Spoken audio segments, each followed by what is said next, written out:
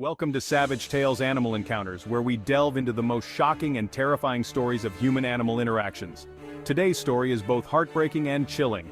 A tragic encounter with Presa Canario dogs led to the untimely death of a woman, leaving a community in shock and raising critical questions about these powerful animals. Before we dive into the details, make sure to like, share, and comment your thoughts below. And don't forget to ring the notification bell so you never miss an episode of Savage Tales Animal Encounters. Stay tuned as we uncover the full story behind this tragic event, the aftermath, and the important lessons we can all learn from this devastating encounter. Let's get started. On a tranquil San Francisco afternoon, the sun shone brightly on the upscale Pacific Heights neighborhood. January 26, 2001, seemed like any other day. Residents walked their dogs, unaware of the horror about to unfold. At 2300 Broadway, in a stately apartment building, a tragedy was about to strike. A young woman, returning home with groceries, had no idea she was walking into a nightmare.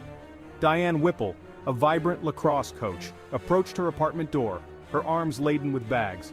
Unbeknownst to her, two massive dogs lurked just beyond. Bane and Herra, powerful Presa Canarios, strained at their leashes, their eyes fixed on their unsuspecting prey. In a flash, the dogs lunged, their powerful jaws unleashed in a frenzy of aggression. The hallway became a scene of unimaginable chaos. Screams pierced the air as the dogs attacked with terrifying ferocity. Neighbors, alerted by the commotion, froze in horror, their blood running cold at the sounds of the struggle. The tranquil afternoon was shattered, replaced by a maelstrom of violence that would forever stain the memory of 2300 Broadway. Word spread like wildfire through the stunned community. A life had been brutally taken, and the idyllic facade of Pacific Heights was irrevocably cracked. The question on everyone's lips was simple yet chilling. How could this happen? The answer, as the investigation would soon reveal, lay in a tangled web of negligence, bizarre legal arguments, and the devastating consequences of unchecked aggression. Diane Whipple was more than just a victim. She was a beloved daughter, sister, friend, and coach. Diane's life was a tapestry woven with love, dedication, and an unyielding spirit.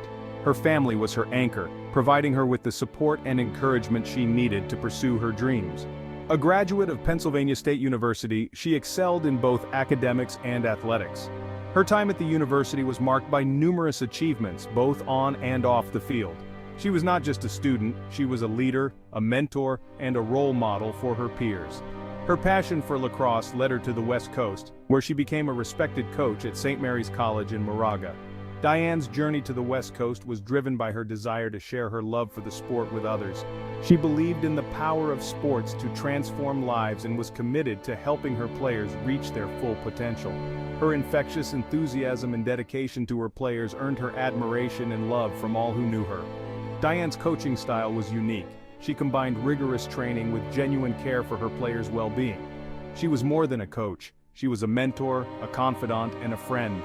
Diane's life was one of promise and purpose. She had a clear vision for her future and was determined to make a positive impact on the world. Her dreams were not just about personal success, they were about making a difference in the lives of others. She had found love with her partner, Sharon Smith, and they were building a life together in San Francisco. Their relationship was a testament to the power of love and commitment.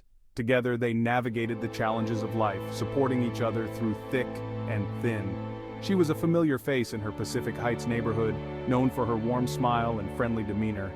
Diane's presence in the community was a source of joy for many. She was always ready to lend a helping hand, and her kindness left a lasting impression on everyone she met. Her tragic death sent shockwaves through the community, leaving a void that could never be filled. The news of her passing was met with disbelief and sorrow. People who knew her struggled to come to terms with the loss of such a vibrant and loving individual. On that fateful afternoon, as Diane approached her apartment, she had no reason to suspect danger. It was a day like any other, filled with the promise of routine and normalcy. Little did she know that her life was about to be irrevocably changed.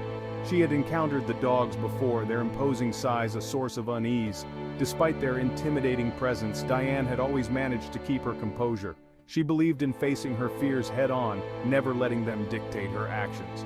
But she had no way of knowing the deadly potential that lurked beneath their muscular exteriors. The dogs, with their powerful build and unpredictable nature, were a ticking time bomb. Diane's encounter with them was a tragic reminder of the dangers that can lurk in the most unexpected places. In a cruel twist of fate, her path crossed with theirs, with horrific consequences. The attack was sudden and brutal, leaving Diane with no chance to defend herself. The sheer ferocity of the incident shocked everyone who heard about it. Diane Whipple's life was cut tragically short, a stark reminder of the fragility of life and the devastating consequences of unchecked aggression. Her death was not just a personal loss, it was a loss for the entire community. The void left by her absence was felt deeply by all who knew her. Her death sent ripples of grief and outrage far beyond the confines of her Pacific Heights neighborhood, sparking a national conversation about dog ownership, responsibility, and the inadequacies of a legal system ill-equipped to handle such a bizarre and horrific case. The tragedy highlighted the need for stricter regulations and greater accountability in dog ownership. It also brought to light the gaps in the legal system that allowed such a preventable incident to occur. Diane's legacy became a catalyst for change, inspiring efforts to ensure that no one else would have to suffer the same fate. Bane and Herra, the two Presa Canarios at the center of this tragedy, were far from typical house pets. Bred for guarding and herding livestock, these massive dogs possessed a powerful physique and an inherent instinct for aggression. Their owners, Marjorie Knoller and Robert Knoll, had acquired the dogs under disturbing circumstances, adopting them from a breeding program run by a white supremacist prison gang. The dogs' history was mired in violence. Bred for their intimidating size and aggressive nature, they were ticking time bombs of canine aggression. Neighbors had reported previous incidents of the dogs exhibiting threatening behavior, their massive size and deep barks a source of unease. But their warnings went unheeded, dismissed as overreaction by the dogs' owners. Marjorie Knoller and Robert Knoll, a pair of attorneys with a penchant for controversy, seemed oblivious to the danger they had brought into their home and ultimately their community. They saw the dogs as status symbols, extensions of their own eccentric personalities. They failed to recognize or chose to ignore the warning signs, the simmering aggression that lurked beneath the surface of their canine companions. The dogs, products of a toxic combination of genetics and environment, became instruments of a tragedy waiting to happen. Their presence in the apartment building at 2300 Broadway cast a long shadow, a harbinger of the violence that would soon erupt and forever alter the lives of those who crossed their path. The hallway of the apartment building became a scene of unimaginable horror as the dogs Bane and Herra exploded in a frenzy of aggression. Diane Whipple, caught completely off guard, stood no chance against their brute force. Witnesses described a chaotic scene, the air thick with the stench of fear and the sickening sounds of the attack. Bane, the larger of the two dogs, lunged first, his powerful jaws clamping down on Diane's throat. Herra joined the fray, her teeth tearing at Diane's clothes and flesh. The hallway echoed with Diane's screams, each one a desperate plea for help that went unanswered.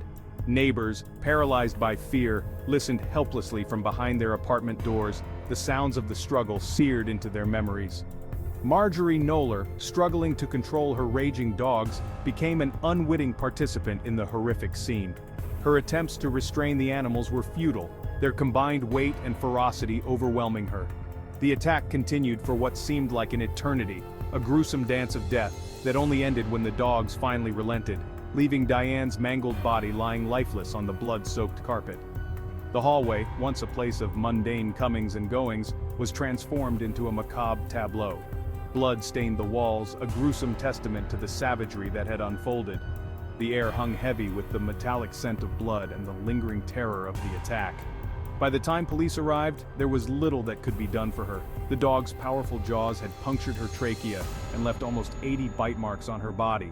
The scene was so horrific, so deeply disturbing, that even seasoned first responders were shaken to their core. A medical examiner would later say the only parts of Whipple's body that were spared were the top of her head and the soles of her feet. Thank you for joining us on this harrowing journey. Remember, every encounter tells a story, and every story holds a lesson. If you found today's episode compelling, don't forget to like this video, share it with your friends, and leave your thoughts in the comments below. We want to hear your take on these incredible stories. And make sure to subscribe and ring the notification bell so you never miss an episode. Your support helps us bring you more thrilling tales and important insights. This is Savage Tales, animal encounters where nature's power meets human courage. Stay wild, stay curious.